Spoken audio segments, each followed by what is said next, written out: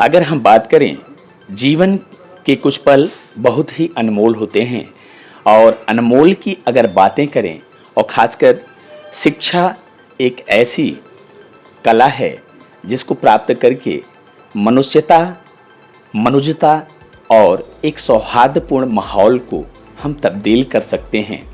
किसी ने खूब कहा है, शिक्षा ददाति विनयम, शिक्षा जहाँ रहती है वहाँ विनय अपने आप होती है।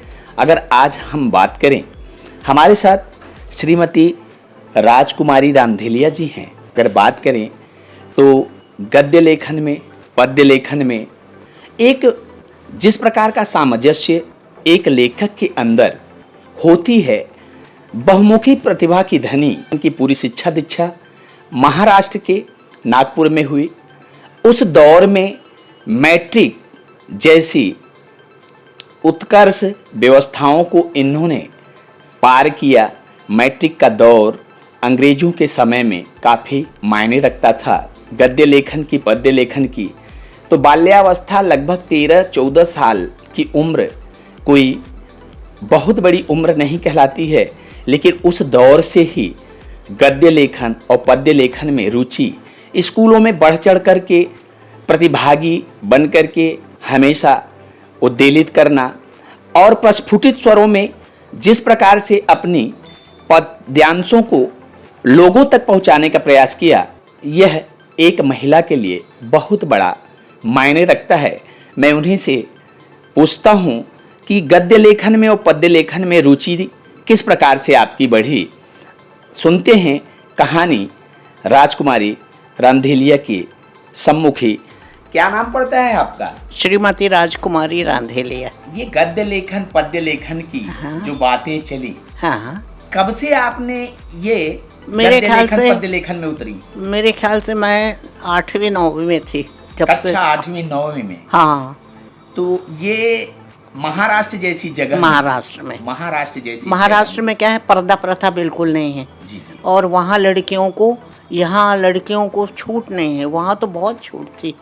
और खासकर वो दौर ऐसा था हाँ, जिसमें लड़कियों के ऊपर बहुत बंदिश थी। हाँ, लेकिन उस दौर में आप हाँ, मैट्रिक जैसी व्यवस्थाओं को पार किया। हाँ, उसके बाद आप खुल करके मंचों पे आई। हाँ, कुछ ऐसी बातें आज आपको कटनी जिले जैसी जगह में हाँ, Indian national trust for art and culture heritage के तरफ से अभिनंदन पत्र दिया गया है। अच्छा, आपका अभिनंदन किया गया।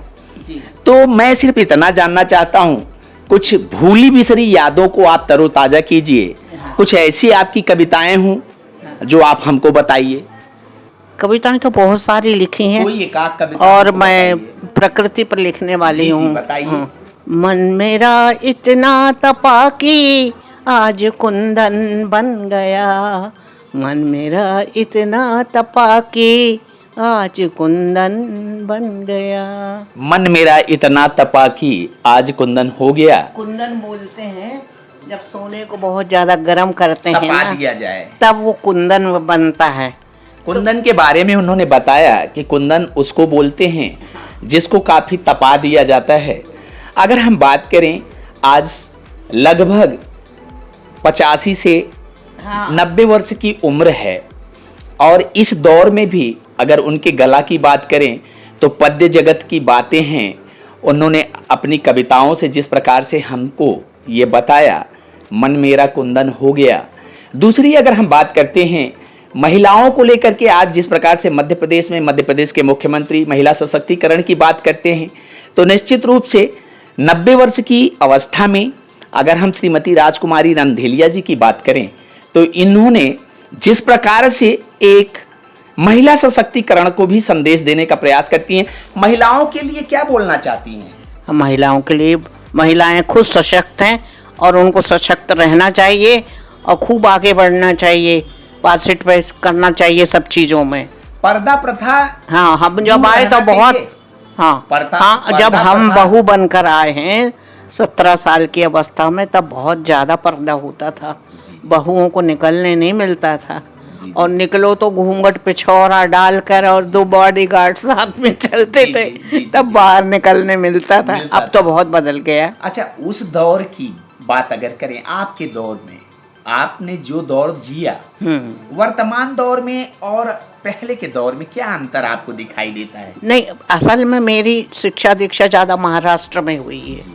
फिर ब्याह होने के बाद मैं बुंदेलखंड में आई हूँ। अच्छा, ब्याह होने के बाद आप बुंदेलखंड में आई। आए हैं। तो महिलाओं को क्या संदेश देना चाहती हैं? महिलाओं को सौम्य रहना चाहिए और सशक्त रहना चाहिए, अपने कैरेक्टर को बहुत अच्छा रखना चाहिए महिलाओं को, और चरित्र की हीनता आज जैसी बढ़ती जा रही है वो ठीक नहीं है। बड़ों के अनुशासन में रहना चाहिए, पति की बात मानना चाहिए, परिवार को साथ लेकर चलना चाहिए, ऐसा ही। जिस प्रकार से आपने देखा श्रीमती राजकुमारी रांधेलिया जी ने पूर्व दौर की बातों को लेकर के वर्तमान दौर की तुलना अगर हम करें तो उनका साफ ये संदेश है कि जो दौर गुजर गया, वर्तमान दौर में भी अगर बात हम करें तो महिलाओं को सौम्य होना चाहिए, शिक्षित होना चाहिए, पर्दा प्रथा से दूरी बनाए रखना चाहिए, लेकिन चरित्रवान होना चाहिए। चरित्र में ही सब कुछ है। और अगर बात करें तो महिलाओं का आभूषण चरित्र ही होता है। देखते रहिए भोपाल तक। मैं राकेश तिवारी। जय हिंद, जय भारत।